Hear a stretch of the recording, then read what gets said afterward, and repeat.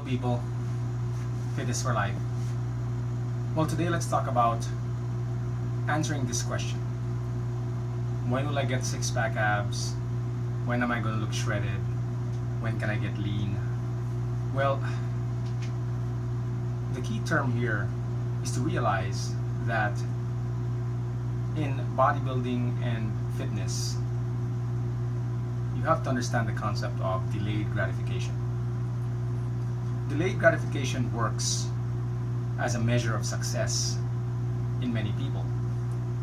It's been studied in children that a child who actually does a task for a reward that is obtained not instantaneously but later on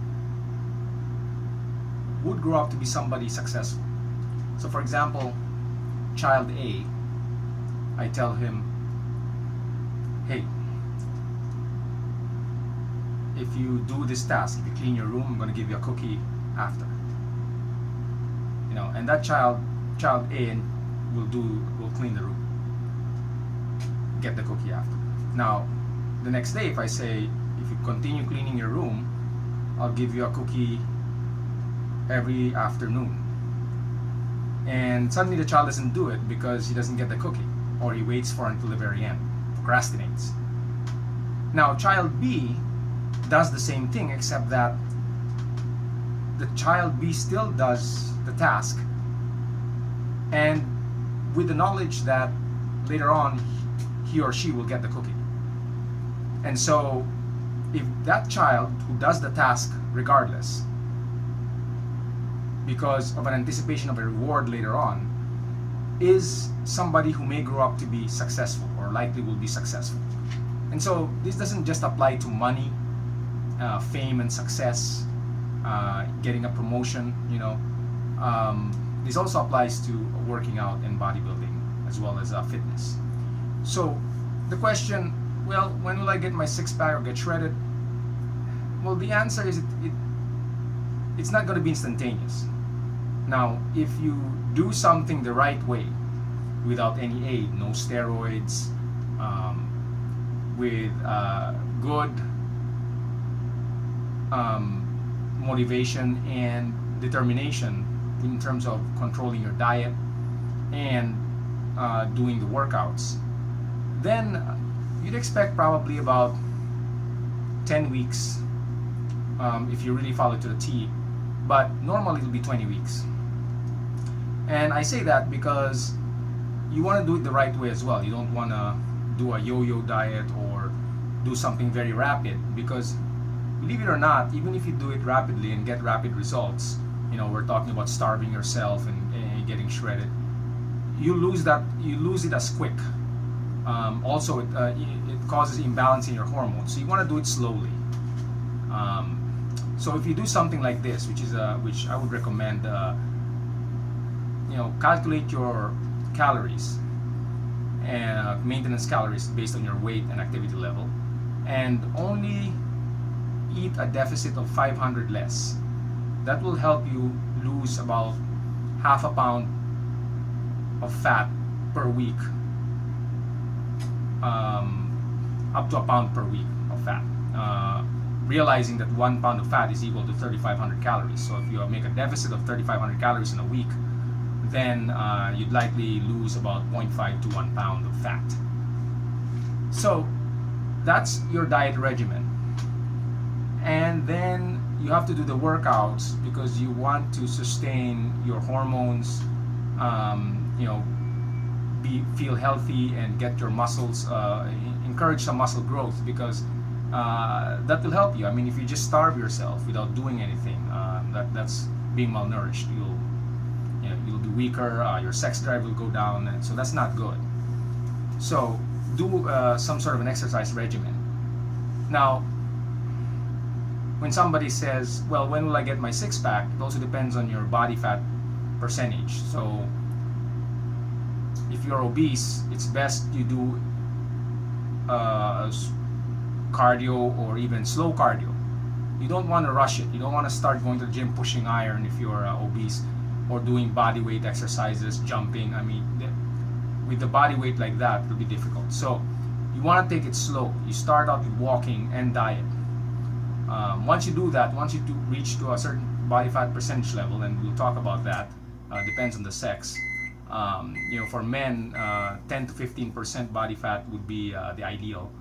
For women, about 20%. Once you get to that, then if you really are now more inclined in talking about getting a six-pack, being ripped, or having a good shape, an athletic shape, then your diet and exercise kind of intensifies a little. All right. So that being said, remember, it's delayed gratification. Now, in another video, I would talk about instant gratification. There's only one measure in terms of losing weight, working out, getting fit. There's one measure where you could achieve some sort of instant gratification, and that measure is performance. So we'll talk about that later, because looking at your weight and the scale, how much pounds you've lost, that's not going to be a good indicator. You'd rely on delayed gratification for that. It'll take several weeks before you can say, hey, I lost a pound of fat. Okay, we're not talking about, and there's other factors like hydration status and everything, so that's not a good indicator.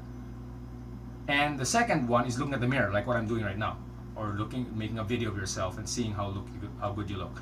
I'm probably about 14% now, maybe just 1% off. I'm 15%. Shadows make me look ripped. In the sunlight, it's harder to see. So, or actually in a regular light or dark, it's harder to see. But sunlight and shadows like this will show a little bit of definition. That would be about 15% for men. Okay, but even looking good and getting ripped, that also takes delayed gratification.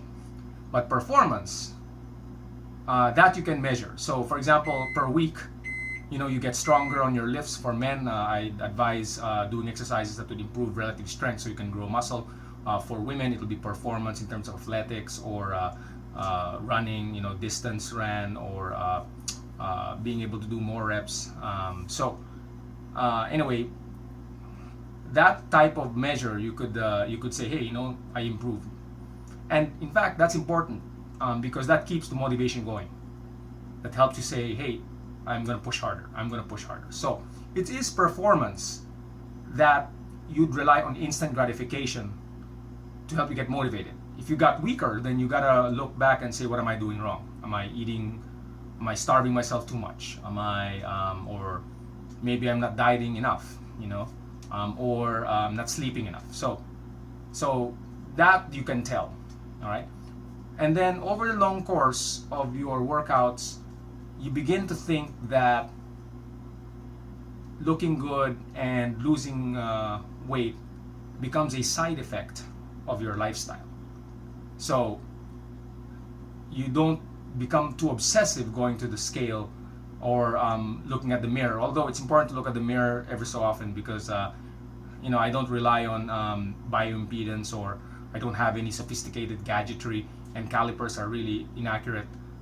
You can't rely on those for your body fat. It's best to look at the mirror, and we can talk about that later. But you can't become obsessive with weight and body fat, but you do become obsessive with performance.